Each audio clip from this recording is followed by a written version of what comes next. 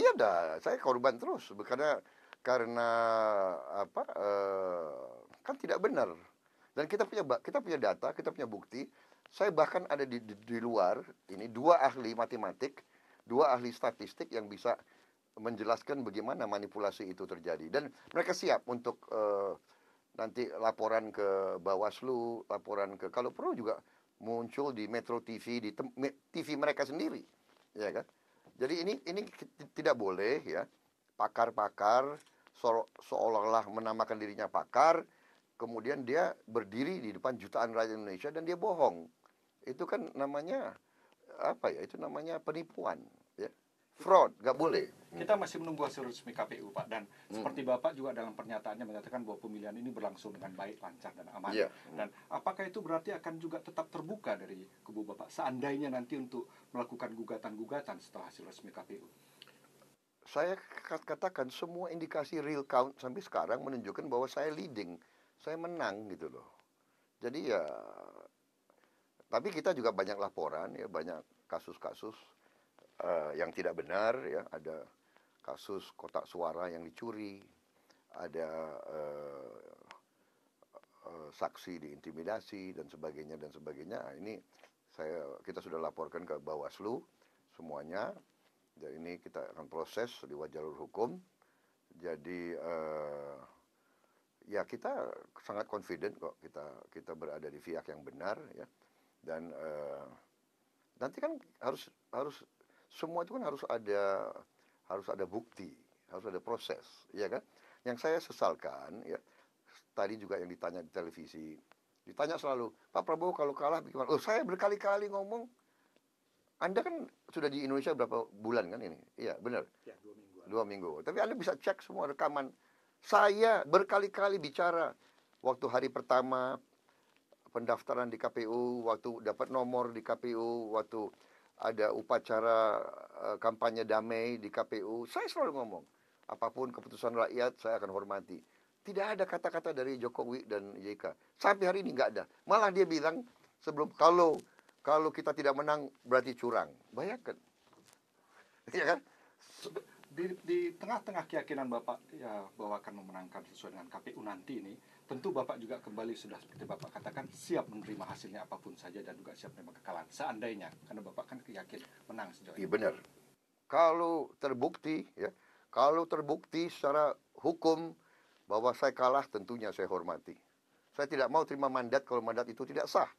Tapi sebaliknya, kalau ada rekayasa untuk tidak menghormati bukti-bukti hukum, ya itu saya juga tidak akan terima. Sejauh ini kedua kubu itu diharapkan oleh baik pemimpin negara maupun masyarakat untuk menenangkan pendukung masing-masing. Saya kira di kubu Bapak tidak ada masalah untuk menyatakan supaya tenang menanti, Pak. Oh, saya selalu mengatakan itu. Tapi kami yang selalu diserang. TV yang mendukung kami diserang. Dikepung, dirusak-rusak, dicoret-coret, diancam, ya kan?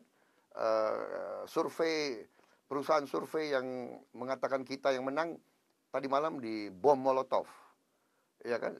Jadi yang deklarasi menang pertama siapa? Kita sebetulnya terpaksa karena ya daripada opini terbentuk, ya kan?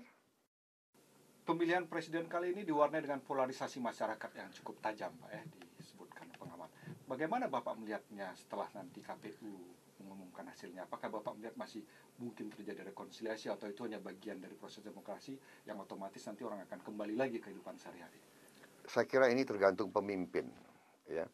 Tergantung pemimpinnya. Kalau pemimpinnya arif, tunduk kepada proses demokrasi, tunduk kepada kebenaran, ya saya kira tidak ada masalah, ya.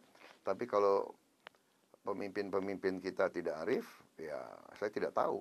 Dan terutama yang harus kita waspadai, yang harus pihak-pihak tertentu, ya. Saya mencium adanya beberapa negara asing yang selalu ingin Indonesia dalam keadaan tidak rukun, tidak aman, tidak tertib. Itu yang saya mencium. Jika diajak berkoalisi atau juga kemungkinan Bapak menawarkan koalisi sebagai rekonsiliasi nasional nanti kelak, apakah itu memungkinkan menurut Bapak? Saya kira bisa-bisa saja, tapi Anda harus tahu koalisi kita sudah sangat besar dan sangat kuat. Saya kira juga aneh kalau nanti kita ajak, habis itu tidak ada pihak penyeimbang di parlemen. Kan juga tidak demokratis seperti itu, ya. Tapi kalau ada pribadi-pribadi tertentu dari manapun, saya sudah katakan kita tidak tertutup kemungkinan bahwa kita akan mengajak dari manapun, termasuk dari apakah dari PDIP, apakah dari Hanura, Nasdem atau apa, kita, karena yang penting bagi saya adalah kepentingan nasional, yang penting adalah kepentingan rakyat. Jadi bisa saja secara teoritis, tapi tentunya saya punya koalisi yang kerja keras dan koalisi saya juga punya kader-kader yang hebat-hebat. Ini kampanye sudah berakhir, pemungutan suara sudah berakhir. Bapak sudah mulai banyak istirahat lagi, udah cukup tidur seperti sekala atau masih tetap sibuk? Aduh, belum. Ternyata belum bisa sepenuhnya istirahat, tapi ya nyatanya sekarang saya jam 9 kan masih di tempat Anda ini. Iya kan? Tapi jam tidurnya sudah lebih banyak, Pak? Tahu belum? Jam tidur belum, tapi sudah pelan-pelan saya coba untuk teratur begitu. Ya, ya.